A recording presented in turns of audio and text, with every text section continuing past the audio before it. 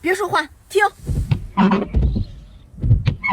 兄弟们，你们听见什么了？是不是这个雨刮器在工作的时候嘎吱嘎吱响？你要是去修理厂的话，他们有可能会让你更换这个雨刮片，甚至呢整个雨刮器都让你更换，千万别被忽悠了啊！今天我教你不花1分钱就能把这个问题解决。首先啊，咱们拆掉雨刮片啊，看见没有？这里有个小黑点儿，用手呢给它按住，轻轻的向上一拔，看这就拆下来了。此时重点来了，我们把这个雨刮杆呢给它轻轻的放到风挡玻璃上，随便找个纸壳来，你们看啊，这一侧的结合是没问题的。再来看这一侧，这侧结合就没有那么完美了，看见没？这边明显翘起来了，所以呢会导致咱们在刮玻璃的时候啊，嘎吱嘎吱响，还刮不干净。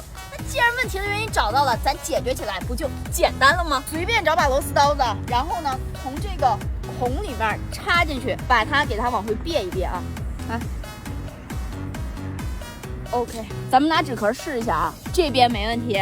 这边贴合的也特别完美，接下来咱把这雨刮片给它装回去啊，装上去啊也特别简单，咱们从这里给它这样轻轻的向下一推，看这就安好了。接下来咱上车给电，看看雨刮器啊还响不响。兄弟们，如果一会儿异响消失的话，记得给我点个小心心支持一下啊。来，接下来就是见证时刻的奇迹，咱们给电，3、2、1，走。停，